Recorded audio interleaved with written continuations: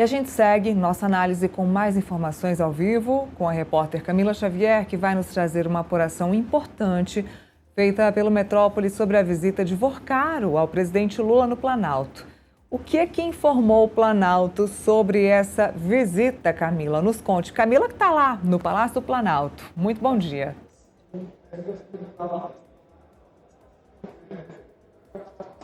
Bom dia, Neila. Bom dia a todo mundo que nos acompanha aqui no Contexto Metrópolis. Pois é, o Palácio do Planalto informou que não realizou registros dessas reuniões que aconteceram entre o ex-ministro da Fazenda, Guido Mantega, quando ele atuou como consultor do Banco Master, o banco de Daniel Vorcaro, e com o Palácio do Planalto. Então, eles disseram que não realizaram qualquer tipo de registro, ou por escrito, ou em vídeo, dessas reuniões. Guido Mantega atuou como consultor do Banco Master e nesse período em que ele prestou esse serviço, ele realizou pelo menos 4 reuniões, Neila, aqui no Palácio do Planalto com o Marcola, conhecido como Marcola, né? Marcos Aurélio Santana Ribeiro, que é assessor direto do presidente Lula. Então, nenhuma dessas reuniões, inclusive a que contou com a presença do presidente Lula, que aconteceu em dezembro de 2024, não foram registradas. Esse pedido foi feito pela coluna Andresa Matais por meio de LAI, uma lei de acesso à informação.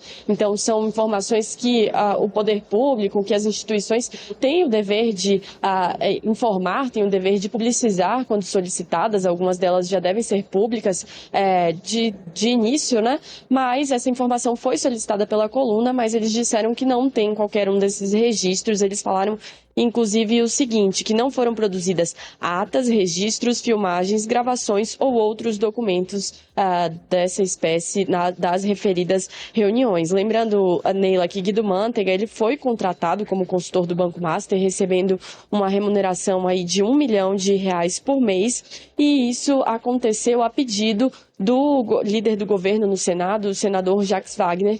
Então, durante esse período, durante esse serviço prestado, as reuniões aqui no Palácio do Planalto não foram registradas. Foi isso que a coluna da Andresa Matais revelou e que mostrou aí pra gente que a gente não tem acesso ao conteúdo de fato dessas reuniões. O presidente Lula afirmou em uma entrevista recente que durante essa reunião que ele realizou, que contou com a presença de Daniel Vorcaro, que teve Guido Mantega e também Daniel Vorcaro presentes, ele falou que toda a investigação, tudo que fosse feito em relação ao Banco Master seria realizado de forma técnica, que não haveria interferência política. Ele afirmou isso, o presidente Lula afirmou isso diretamente, mas a gente não tem esse registro, tanto escrito quanto por vídeo, Neila.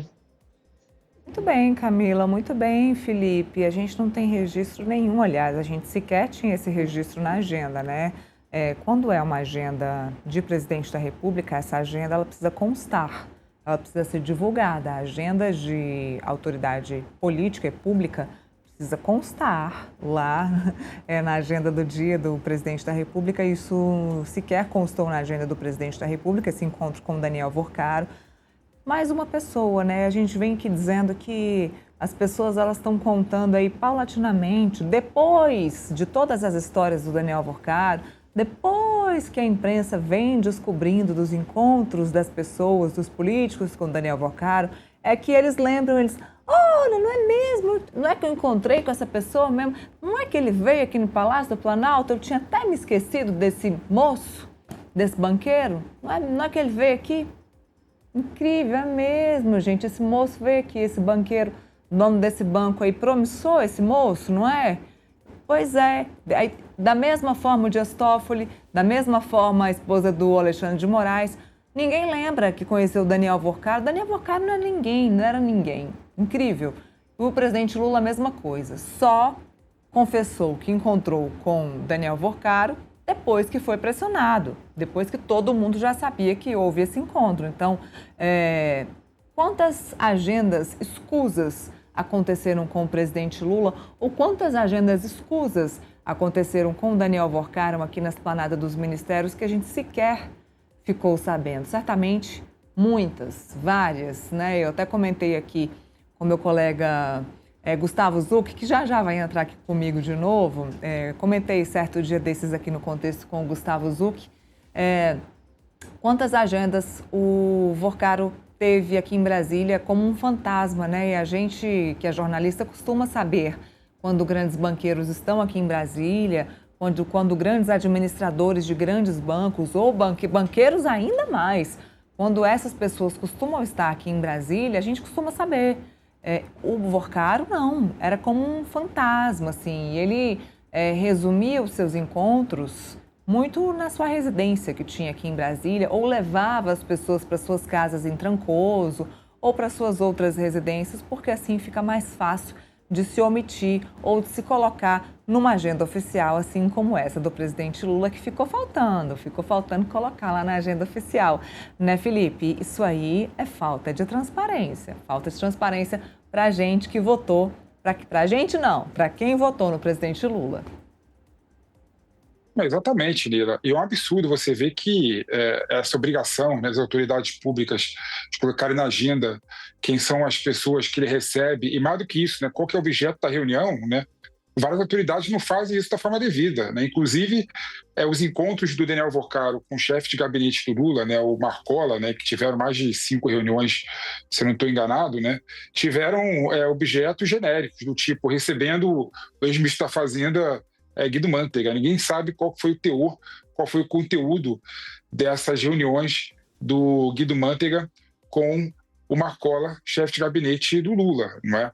Aí a gente só sabe do que aconteceu na reunião, né, e só sabe aquilo que foi publicizado, porque o Lula, em uma reunião, falou claramente que recebeu o Daniel Vorcaro, né, junto com o ministro da Casa Civil, junto com o Galípolo, junto com o ministro da Fazenda Haddad, né?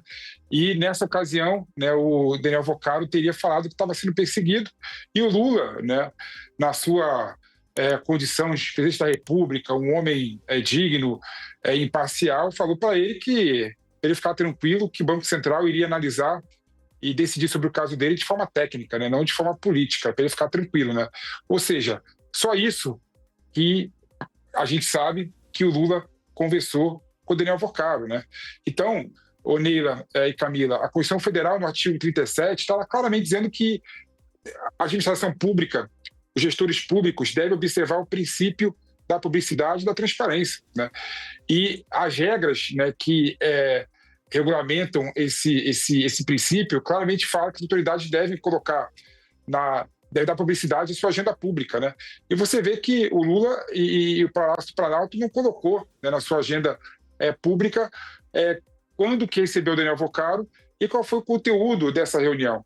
O que leva a suspeita que o Daniel Vorcaro tinha livre acesso ao Palácio do Planalto, a vários outros ministros, né, sem a devida publicidade, o que é, sim, uma ilegalidade, uma irregularidade e, na minha opinião, é algo gravíssimo, né?